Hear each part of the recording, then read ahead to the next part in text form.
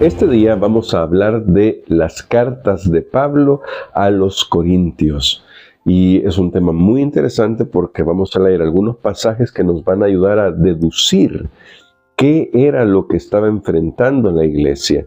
Problemas que seguramente nuestras iglesias también enfrentan. No todos a la vez, como parece que están enfrentando la iglesia de Corinto, pero sí varios de estos problemas.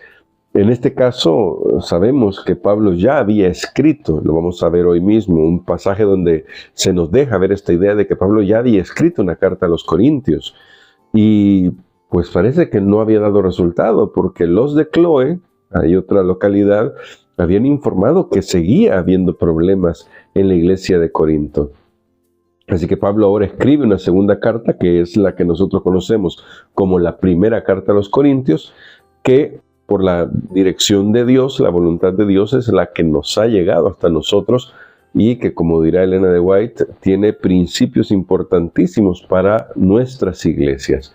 Vamos a orar pidiendo la dirección de nuestro Dios para el tema que vamos a estudiar hoy.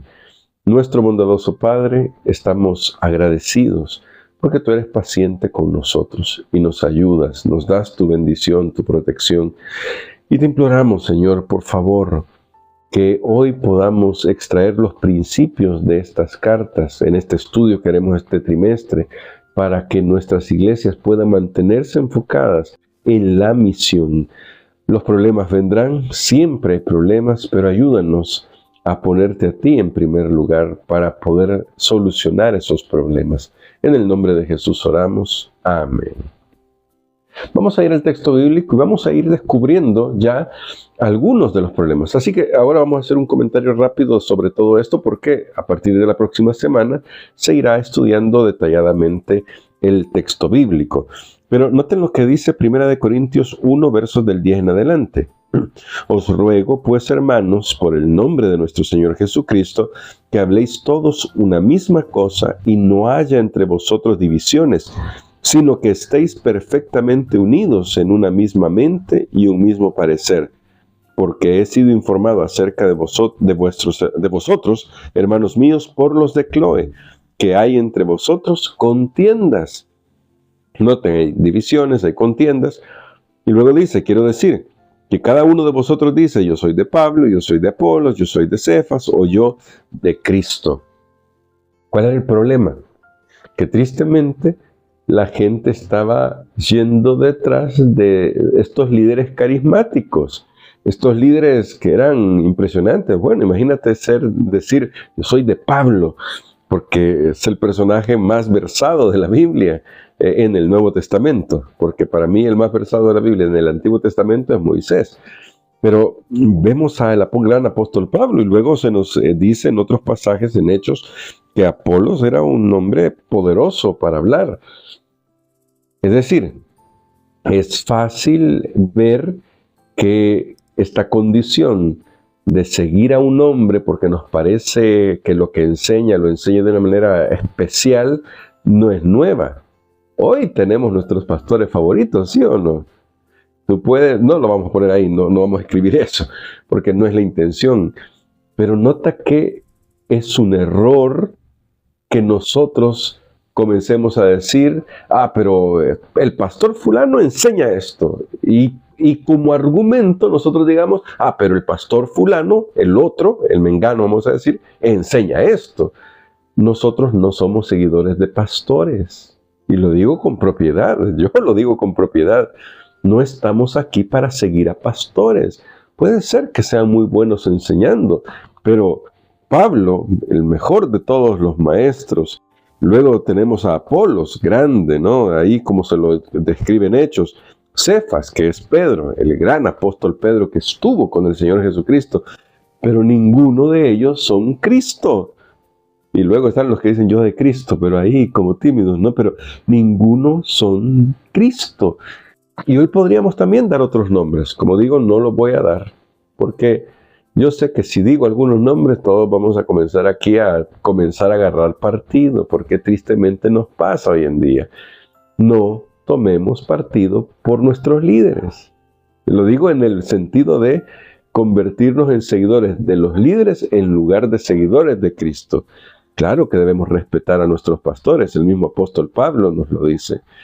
Claro que debemos respetar la autoridad que Dios ha puesto en la iglesia a través de los pastores en los diferentes niveles, en la iglesia, en los distritos, en las asociaciones, uniones, divisiones, etc.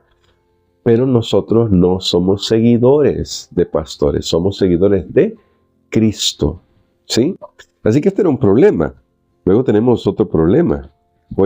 Hay varios, pero voy a saltarme algunos pasajes. Y yo quiero que vean ahora el capítulo 5, verso 9, que nos va a servir para dos cosas. Y dice el texto: os he escrito por carta que no os juntéis con los fornicarios. Noten, esta es la evidencia de que Pablo había escrito una carta antes y que ya había tratado este problema. El problema de la inmoralidad fuera de la iglesia, no, tristemente dentro de la iglesia.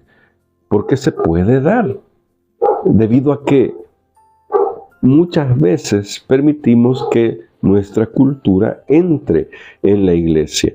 Así que Pablo ya había escrito una carta, es el primer punto que vemos en este pasaje, una carta que no tenemos, y encima está tratando con el mismo problema. Es decir, parece que el problema de la unidad, el problema de la inmoralidad, los había tratado antes, pero no se cejaban. Luego tenemos otro tema, en el capítulo 6, por ejemplo.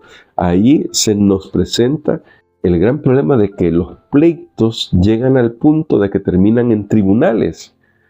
Tribunales seculares, tribunales legales, que no es que esté mal usar las leyes de nuestro país, pero de nuestros países, pero ¿cuál es el punto aquí?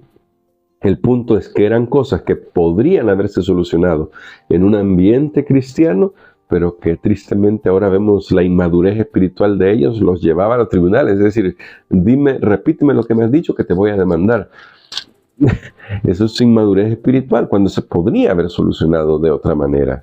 En el capítulo 7, verso 1 dice: acerca de lo que me habéis preguntado por escrito digo, bueno le sería al hombre no tocar mujer. Parece que había un problema, o más bien no diríamos ahora un problema, había otro tema aquí, que es el tema de cómo deben vivir las personas que están llegando a la iglesia. Y, qué sé yo, algunos han tomado estos textos como para hablar del liderazgo y el celibato. Yo creo que Pablo, y lo va a explicar aquí, está tratando de ayudarnos a comprender que todo tiene su lugar, y que si un hombre se quedara en celibato, debería hacerlo para consagrarse a Dios, no porque sea pecado el matrimonio, sino simplemente porque desde la visión de Pablo hay menos preocupaciones si uno está soltero. O sea, así que esto de orden práctico también lo introduce aquí. Bueno, aquí habla sobre el amor, porque parece que había un problema con ese punto. En el capítulo 10 habla de la idolatría, en el capítulo 8 y 10, bueno, desde el 8, 9 y 10, habla de la idolatría, de los alimentos sacrificados a los ídolos, qué implicaciones tenía eso. También explica el tema de la Santa Cena, porque parece que aún con eso estaban teniendo problemas, no se estaba practicando como el Señor lo había enseñado. Y luego, cuando vamos al capítulo 15, nos encontramos con que de repente aquí los corintios estaban teniendo un problema con el tema de la resurrección. No parecían comprender el tema de la resurrección. Parecía como que algunas ideas, que las hablaremos en su momento cuando lleguemos ahí, se estaban colando en su mente, y entonces Pablo tiene que explicar este tema teológico. Así que hay temas de unidad, hay temas sobre teología, hay temas morales, hay temas prácticos, de familia. Pablo está abarcando varios temas que, como ves, es una iglesia que tiene de todo. Sí, es una iglesia que tiene de todo. Piensa por un momento, tu iglesia, ahí donde tú estás, mi iglesia o las iglesias que me toca atender, ¿tienen todos estos problemas? Yo te puedo decir que mis iglesias tienen problemas, pero no todos esos problemas. Sí, como todos pueden tener algún problema, pero vemos una iglesia inmadura, una iglesia que necesita mucho el auxilio pastoral que le está dando el apóstol Pablo. Y de hecho, esto es un gran aliento para nosotros porque nos muestra una realidad. Y lo voy a decir esto con todo el amor del mundo. No sé si lo voy a lograr decir con pinzas, pero lo voy a decir. Muchos de nosotros hoy, en el siglo XXI, idealizamos la iglesia primitiva, como si la iglesia primitiva jamás experimentó ningún problema, ningún revés, pero aquí lo estamos estudiando. Esta carta nos dice la realidad de la iglesia. En la iglesia hay problemas, en la iglesia a veces hay males, y hay quienes hoy en día viven rasgándose las vestiduras porque la iglesia no cambia. Y mi querido hermano, la iglesia va a ser transformada. El Señor se va a encargar de ayudar a su iglesia. Pero no debemos vivir nosotros amargados, resentidos, frustrados, porque no avanza a la velocidad que nosotros queremos. Nota que la iglesia del primer siglo tenía incluso más problemas que las nuestras. En una manera comparativa de decirlo, ¿no? Pero el punto es que la iglesia del primer siglo, esa iglesia idílica que nosotros tenemos en nuestra cabeza de la iglesia primitiva, tenía problemas. No podemos esperar que nuestra iglesia no tenga problemas en el siglo XXI, máxime que estamos acercándonos más a la segunda venida de Jesús. Por eso, mira, voy a leer lo que dice aquí Ellen de White. Esta es una de las más ricas, más instructivas, más poderosas de todas sus cartas. La carta a los Corintios. Y qué importante es que cuando nosotros estudiamos esta carta, tratemos de comprender el propósito de Pablo. Recuerda que hemos estado hablando del por qué. Y ahora Pablo, en estas dos cartas, nos va a ayudar a tratar de concentrar nuestra cultura en Cristo. Nota lo que estoy diciendo. No estoy diciendo que vamos a permitir que la cultura nos moldee, sino que vamos a permear nuestra cultura de Cristo. Le vamos a permitir eso. Eso es lo que quería Pablo, que todo lo comenzaran a ver desde poner a Cristo en el centro. Porque si Cristo estaba al centro, todo lo demás se iba a ordenar. Y hoy eso sigue siendo verdad.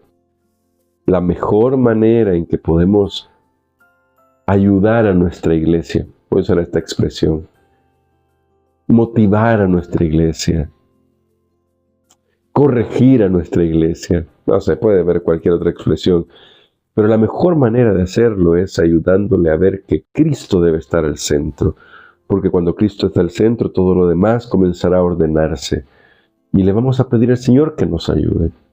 Pero ahora vamos a ver algo que es importante tener en cuenta cuando estamos queriendo que la iglesia pueda mejorar, que pueda crecer.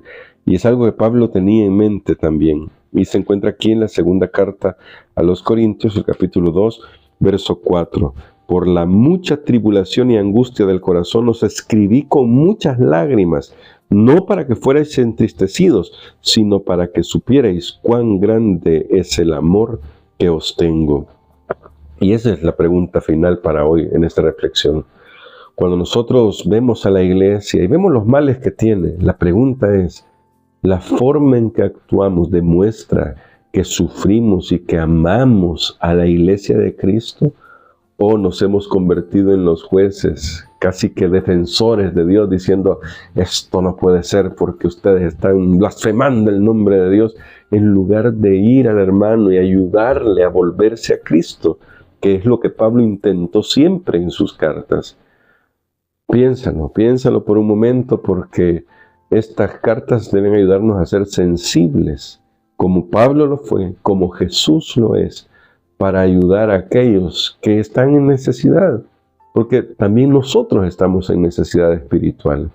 Y vamos a orar por eso, para que el Señor nos ayude, para ponerlo a Él en primer lugar. Yo no sé qué problemas tendrá tu iglesia, porque si yo te pregunto, ¿tiene problemas tu iglesia? Basta con que escribas ahí sí.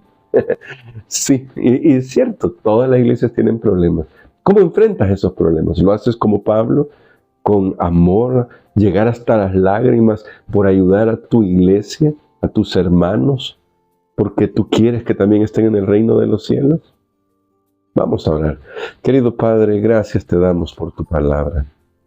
Gracias, porque tú nos muestras que la iglesia tiene males, los ha tenido siempre, los tendrá hasta el fin, pero tú sigues conduciendo a tu pueblo y te rogamos, danos un corazón sensible a tu voz para poner a Cristo en el centro de nuestra cultura mental, espiritual, y que, Señor, eso sea lo que se refleje ante el mundo. Perdónanos, muchas veces nos dejamos llevar, pero por favor ayúdanos, que tu Espíritu Santo nos acompañe. Te lo imploramos todo en el nombre de Jesús. Amén.